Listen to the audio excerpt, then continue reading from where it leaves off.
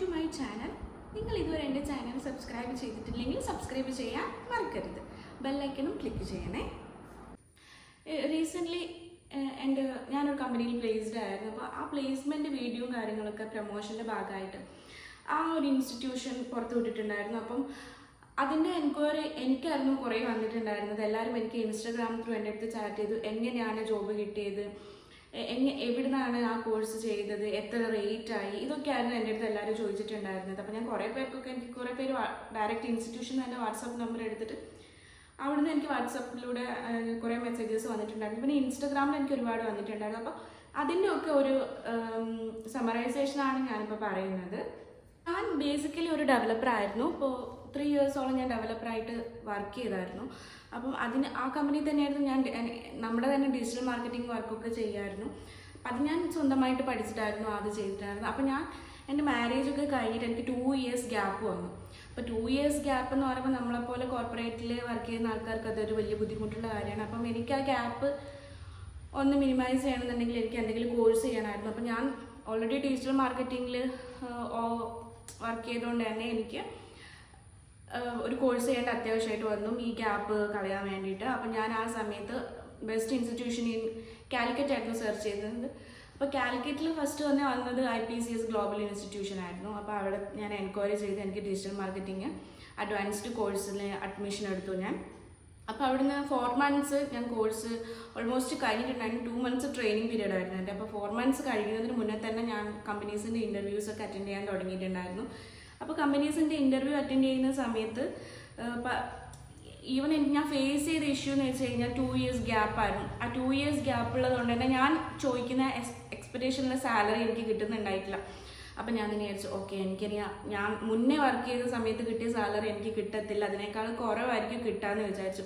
അപ്പം ഞാനിങ്ങനെ വെയിറ്റ് ചെയ്തുകൊണ്ടിരുന്നു. പക്ഷെ എൻ്റെ ക്ലാസ്സസ് ഇങ്ങനെ ഓൺ ഗോയിങ് ആയിരുന്നു ആ ടൈമിൽ. അപ്പോൾ അങ്ങനെ ഞാൻ ട്രോജൻ ടെക്നോളജീസ് കമ്പനീൻ്റെ ഇൻ്റർവ്യൂ അറ്റൻഡ് ചെയ്തു.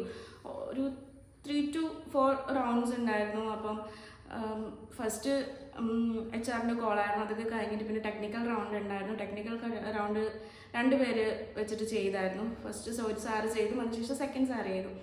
അപ്പോൾ അങ്ങനെ ആ 2 റൗണ്ടും കഴിഞ്ഞിട്ടാണ് 3rd റൗണ്ട് എന്ന് പറയുന്നത് സാലറിയുടെ ഡിസ്കഷനായിരുന്നു. അപ്പോൾ സാലറിയുടെ ഡിസ്കഷനും കഴിഞ്ഞിട്ട് അടുത്ത റൗണ്ട് എന്ന് പറയുന്നത് പിന്നെ വർക്കിംഗ് അവേഴ്സും ആ ടൈമിങ്ങും കാര്യങ്ങളൊക്കെ പറഞ്ഞു തരുന്നത്. കാരണം ഇത് MNC ആയതുകൊണ്ട് തന്നെ അവരുടെ ടൈമിംഗ് എന്ന് വെച്ച് കഴിഞ്ഞാൽ 9:30 to 6:30 ആണ്. സോ 6:30 എനിക്ക് അതുവരെ എനിക്കൊരു ബേബി ഉള്ളതുകൊണ്ട് 6:30 വരെ ഓഫീസിലിരിക്കുന്നത് ബുദ്ധിമുട്ടായിരുന്നു. അപ്പം അതും എനിക്ക് പറ്റില്ലായിരുന്നു. അപ്പം ഞാൻ 5:30 വെച്ചിട്ട് അത്രേ ഇരിക്കത്തുള്ളൂ എന്ന് പറഞ്ഞ് അങ്ങനെ അവരുടെ ടൈമും പറഞ്ഞ് പിന്നെ അങ്ങനെ കോമ്പൻസേറ്റ് ചെയ്ത് എങ്ങനെയോ അത് അവർ അഡ്ജസ്റ്റ് ആയി. അപ്പം ഞാൻ പറഞ്ഞ സാലറിയിൽ ഓക്കെ ആയി. അപ്പം അങ്ങനെ അവരെനിക്ക് ഓഫർ ലെറ്റർ അയച്ചു. ഇതൊക്കെയായിരുന്നു ആ ജേണി എന്ന് പറയുന്നത്. അപ്പം അതിനുശേഷം എന്ന് വെച്ച് കഴിഞ്ഞാൽ ഈ പറഞ്ഞ പ്ലേസ്മെൻറ്റ് വീഡിയോ അപ്പോഴാണ് പുറത്തിറങ്ങിയത്. ഞാൻ ഓൾമോസ്റ്റ് അവിടെ ഒരു 1 month വർക്ക് ചെയ്തപ്പോഴാണ് എൻ്റെ പ്ലേസ്മെൻറ്റ് വീഡിയോ ഇറക്കിയത്, എൻ്റെ ആ ജേണി എന്ന് പറയുന്നത്. കാരണം ഞാനൊരു അമ്മയാണ്, ഒരു ഹൗസ് വൈഫാണ്. അപ്പം വീട്ടിൽ ഒരുപാട് വർക്കുകൾ ഉണ്ടാവും, ബേബീനെ നോക്കണം. ഇതൊക്കെ ചെയ്യുന്ന സമയത്തും ഞാൻ ഈ കോഴ്സ് അറ്റൻഡ് ചെയ്യുന്നു, കോഴ്സ് പഠിക്കുന്നു, വീട്ടിലെ വർക്ക് നടക്കുന്നു, ബേബീനെ നോക്കുന്നു, എല്ലാം ഒരു അഡ്ജസ്റ്റബിൾ ആയിട്ട് ഇങ്ങനെ കൊണ്ടുപോകുന്നുണ്ടായിരുന്നു. അപ്പം ഒരുപാട് ഹൗസ് വൈഫുകൾ ഈ പറഞ്ഞ ഇൻസ്റ്റിറ്റ്യൂഷനെ കോൺടാക്ട് ചെയ്തിട്ടുണ്ടായിരുന്നു. എങ്ങനെയാണ് ഞങ്ങൾക്കും ഇതുപോലെ ചെയ്യണം, ഈ വീഡിയോ കണ്ടായിരുന്നു, എങ്ങനെയാണ് ഞങ്ങൾക്ക് ജോലി കിട്ടുക, ഞങ്ങൾ ഏത് കോഴ്സാണ് എടുക്കേണ്ടതെന്നൊക്കെ. അപ്പം ഞാൻ എടുത്തത് ഡിജിറ്റൽ മാർക്കറ്റിംഗ് ആയിരുന്നു. അപ്പം ഞാൻ എല്ലാവർക്കും അത് തന്നെയാണ് സജസ്റ്റും ചെയ്യുന്നത്. കാരണം നിങ്ങൾക്ക് ഇപ്പം വീട്ടിലൊക്കെ ഇരിക്കുകയാണെങ്കിൽ നിങ്ങൾക്ക് തന്നെ ഓൺലൈനിൽ ഒരു ബ്രാൻഡ് തുടങ്ങിയിട്ട് അതിൻ്റെ ബിസിനസ്സും കാര്യങ്ങളൊക്കെ നിങ്ങൾക്ക് തന്നെ ചെയ്യാൻ പറ്റും. ഡിജിറ്റൽ മാർക്കറ്റിംഗ് കോഴ്സ് എടുത്തു കഴിഞ്ഞാൽ നമുക്ക് തന്നെ ഓണായിട്ട് ഒരു ബ്രാൻഡ് ക്രിയേറ്റ് ചെയ്തിട്ട് അതിൻ്റെ ഓൺലൈൻ വിസിബിലിറ്റി നമുക്ക് ഡിജിറ്റൽ മാർക്കറ്റിങ്ങിലൂടെ ചെയ്യാം. പിന്നെ നമ്മളൊക്കെ തന്നെ നമ്മളുടെ സോഷ്യൽ മീഡിയാസ് ഹാൻഡിൽ ചെയ്യുക. അപ്പം ഈവൻ നമുക്ക് തന്നെയാണ് അതിൻ്റെ ബെനിഫിറ്റ് ഉണ്ടാകുന്നത്. പിന്നെ നമ്മളൊരു കമ്പനിയിൽ പോയിട്ട് പ്ലേസ്ഡ് ആയിട്ടുണ്ടെങ്കിൽ നമുക്ക് ഫ്രീലാൻസ് വർക്കും എടുക്കാം. അപ്പം നമുക്ക് എങ്ങനെയും പല രീതിയിലും ഇൻകം ഉണ്ടാക്കാൻ പറ്റുന്ന ഒരു ജോബ് പൊസിഷനാണ് ഈ പറഞ്ഞ ഡിജിറ്റൽ മാർക്കറ്റിംഗ് എന്ന് പറയുന്നത്. ഡിജിറ്റൽ മാർക്കറ്റിംഗ് തന്നെ പല പൊസിഷൻസ് ഉണ്ട്.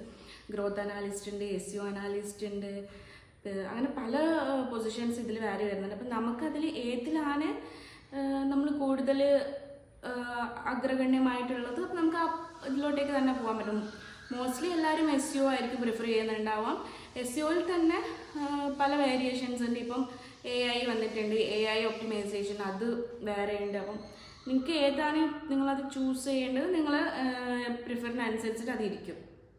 എൻ്റെ പ്ലേസ്മെൻറ്റ് ജേർണിയുടെ ആ ഒരു വീഡിയോ ഞാൻ ഇതിന് ശേഷം ഇടാം, അത് എല്ലാവരും കാണണം. അതുപോലെ തന്നെ മാർക്കറ്റിങ്ങിനെ കുറിച്ചിട്ട് എന്തെങ്കിലും ഡൗട്ടോ കാര്യങ്ങളോ ഈ കോഴ്സിനെ പറ്റിയിട്ടോ കോഴ്സ് ഡ്യൂറേഷനെ പറ്റിയിട്ടൊക്കെ എന്തെങ്കിലും ഡൗട്ട് ഉണ്ടെങ്കിൽ നിങ്ങളിത് കമൻറ്റ് ചെയ്യേണ്ടതാണ്.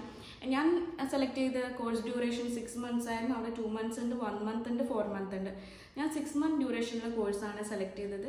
കാരണം എനിക്ക് ഇനഫ് ടൈം ഉണ്ടായിരുന്നു. അപ്പോൾ അതുകൊണ്ടാണ് ഞാൻ 6 month സെലക്ട് ചെയ്തത്.